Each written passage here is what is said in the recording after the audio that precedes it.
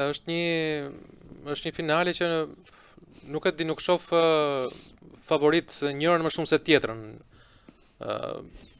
Kemi Interin që Interin me eksperiencë, Interin me atë lojën taktike të Simone Inzaghit që ka mësuar ta nisë ndeshjen, të duket sikur nuk është në fush, po në momente caktuara të japi maksimumin ose të zgjohet nga gjumi.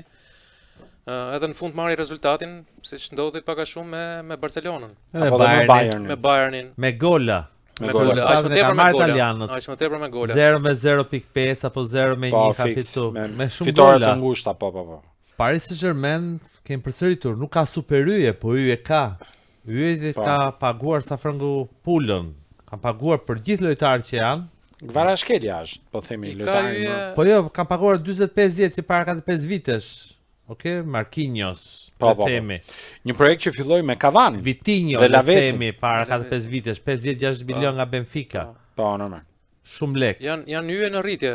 Janë yje që pritet të shpërthejnë, ndoshta mund të rivalizojnë edhe me Yamalin e Barcelonës, edhe me të tjerë. Ndoshta Desire Doué. Lojtar që doli nga hiçi këtë vit edhe Barcola pasaj është një tjetër futbollist që ka më shkri pa fund. Po, Barcola. Edhe në minutën e 90, atë e shikon duke vrapuar një lloj si ishte minuta e parë. Shoh Interin seriozisht, kemi thënë këtu që në çerek finale. Interi do të shkojë deri në fund, paktën për finalen kam qenë ndër njerëz kanë patur besim që Interi se shihnim si luante, shihnim si arriti skuadër, veçanërisht kur kaloi Bayernin, kam qenë shumë optimist edhe për Barcën. Mënyra si e kaloi për më tepër, që shoh jo shumë favorite, por ka përqindjen e vet të paktën barabartë me Paris Saint-Germainin në finale.